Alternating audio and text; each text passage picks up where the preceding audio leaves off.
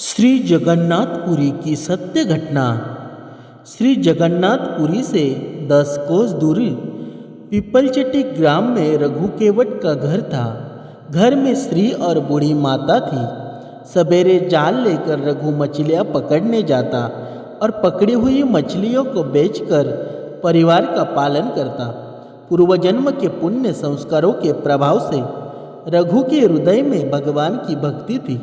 वह अत्यंत दयालु था। मछलियाँ जब उसके जाल में आकर तड़पने लगती तब उसका चित्त व्याकुल हो जाता।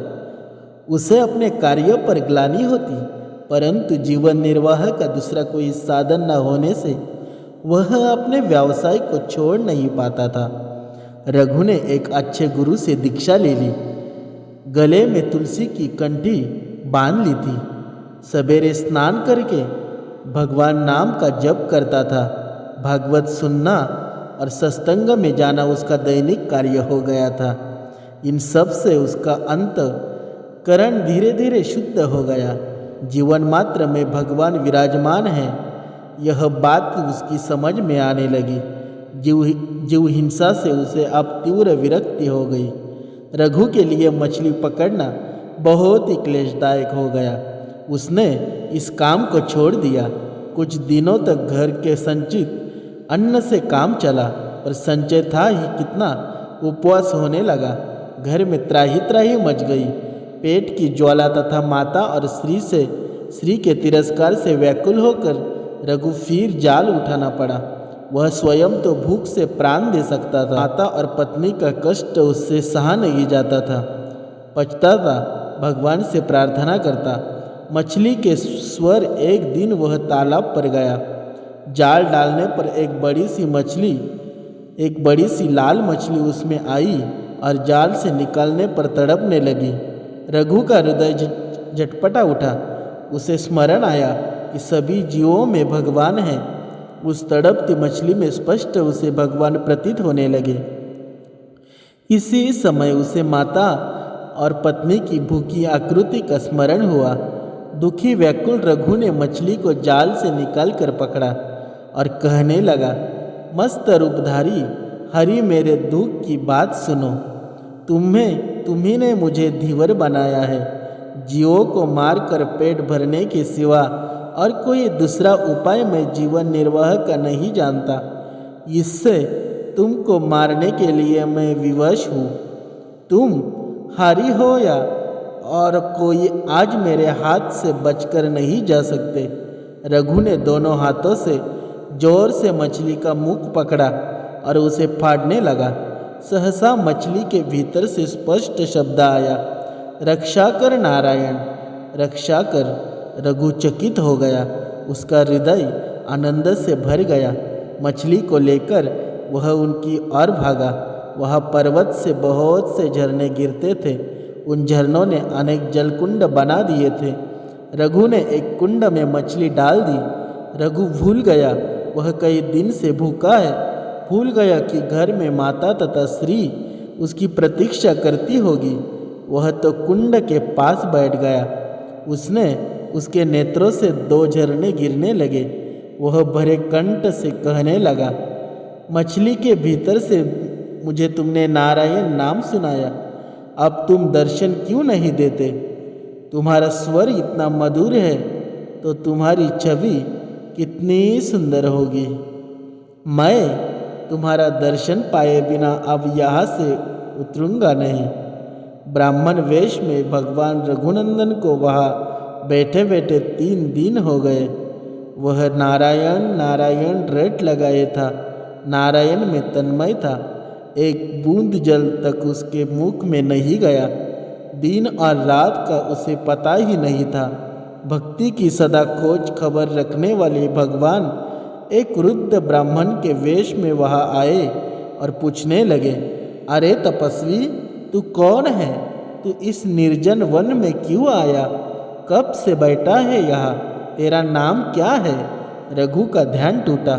उसने ब्राह्मण को प्रणाम करके कहा, महाराज, मैं कोई भी हूँ। आपको मुझसे क्या प्रयोजन है? बातें करने से मेरे काम में विघ्न पड़ता है। आप पधारे। ब्राह्मण ने तनिक हंस कर कहा, मैं तो चला जाऊंगा। पर तू सोच तो सही कि मछली भी कहीं मनुष्य की बोली बोल सकती है। तुझे भ्रम हो गया है। जब कुछ उस मछली में है ही नहीं, तब तुझे किससे दर्शन होंगे? तू यहाँ व्यर्थ क्यों बैठा है? घर चला जा। रघु तो ब्राह्मण की बात सुनकर चौंक पड़ा। उसने समझ लिया कि मछली की बात जानने वाले ये सर्वज्ञ मेरे प्रभु ही है। वह बोला, भगवान, सब जीवों में परमात्मा ही है, यह बात मैं जानता हूँ। मछली के शरीर में से वे ही बोलने वाले हैं। मैं बड़ा पापी हूँ, जीवों की हत्या की है मैंने। क्या इसी से आप मेरी परीक्षा ले रहे हैं? आप ही तो नारायण हैं। आप प्रकट होकर मुझे दर्शन क्यों नहीं देते? मुझे क्यों तरसा रहे हैं? नाथ, चतुर्भुज रूप में दर्शन भक्त की प्रेम भरी प्रार्थना सुनकर कृपासागर प्रभु अपने दिव्य चतुर्भुज रूप में प्रकट हो गए। रघु तो एकटक देखता रह गया। उस लावण्य राशि को वह आंसू बहाता हुआ प्रभु के चरणों में लौटने लगा। भगवान ने उसे भक्त का आशीर्वाद देकर और भी वर मांगने को कहा। रघु ने हाथ जोड़कर कहा, प्रभु, आपके दर्शन हो गए और अपने भजन का आशीर्वाद दे दिया। फिर अब मांगने को क्या रहा? परंतु आपकी आज्ञा है तो मैं एक छोटी वस्तु मांगता हूँ। जाति से धीवर हूँ, मछली मारना मेरा भाव है। मैं यही वरदान मांगता हूँ कि मेरा यह स्वभाव छूट जाए। पेट के लिए मैं भी कभी हिंसा ना करूँ। अंत समय में मेरी जीभ आपका नाम रटती रहे और आपका दर्शन करते हुए मेरे प्राण निकले। भगवान ने रघु पर हाथ रखकर तथास्तु कहा और अंतर्धान हो गए। रघु वचन सिद्ध महात्मा भगवान का दर्शन पाकर रघु संपूर्ण बदल गया। वह भगवान नाम कीर्तन करता हुआ घर आया। गांव के लोगों ने उसे धिक्कारा कि माता और स्त्री को निराधार छोड़कर वह भाग गया था। दया करके गांव के जमींदार ने बेचारी स्त्रियों के लिए अन्न का प्रबंध कर दिया था। रघु ने इसे भगवान की दया ही मानी। यदि वह घर पर रहता तो जमींदार या कोई भी एक छटक अन्न देने वाला नहीं था। अब वह प्रात शौच स्थान से निवृत्त होकर भगवान का भजन करता और फिर कीर्तन करता हुआ गांव में घूमता। बिना मांगे ही लोग उसे बुलाकर अनेक पदार्थ देते थे। इस प्रकार अनायास उसका तथा परिवार का पालन पोषण होने लगा। उसकी माता तथा स्त्री भी अब भजन में लग गई। रघु अब भजन के प्रभाव से पूरा साधु हो गया। दिन रात उसका मन भगवान में लगा रहता था। वह नाम कीर्तन करते करते बेसुध हो जाता था। अब रघु की स्थिति ऐसी हो गई कि उनके मुख से जो निकल जाता वही सत्य हो जाता। वे वचन सिद्ध महात्मा माने जाने लगे। दूर दूर से नाना प्रकार की कामना वाली स्त्री पुरुषों की भीड़ आने लगी। रघु इस प्रपंच से घबरा गए। मान प्रतिष्ठा उन्हें विष लगती थी। घर छोड़कर वे अब निर्जन वन में रहने लगे और 24 घंटे केवल भजन में ही बिताने लगे। एक दिन रघु को लगा कि मानो नीलाचल नाथ श्री जगन्नाथ जी उनसे भोजन मांग रहे हैं। इससे उन्हें बड़ा आनंद हुआ। भोजन सामग्री कर उन्होंने कुटिया का द्वार बंद कर लिया। भक्त से बुलाते ही भाव के भूखे श्री जगन्नाथ प्रकट हो गए और रघु के हाथ से भोजन करने लगे। भोग मंडप में दर्पण उधर उसी समय नीलाचल में श्री जगन्नाथ जी के भोगंड में पुजारी ने नाना प्रकार के पकवान सजाए। श्री जगन्नाथ जी के मंदिर में भोग मंडप अलग है। भोग मंडप में एक दर्पण लगा है। उस दर्पण में जगन्नाथ जी के श्री विग्रह का जो प्रतिबिंब पड़ता है उसी को नैवेद्य चढ़ाया जाता है। सब सामग्री जाने पर पुजारी जब भोग लगाने लगा तब उसने देखा कि दर्पण में प्रतिबिंब तो पड़ता ही नहीं है। दर्पण जहाँ का तहाँ था, बीच में कोई आड़ भी नहीं थी, पर प्रतिबिंब नहीं पड़ रहा था। घबरा कर वह राजा के पास गया। उसने कहा, महाराज, नैवेद्य में कुछ दोष होना चाहिए। श्री जगन्नाथ स्वामी उसे स्वीकार नहीं कर रहे हैं।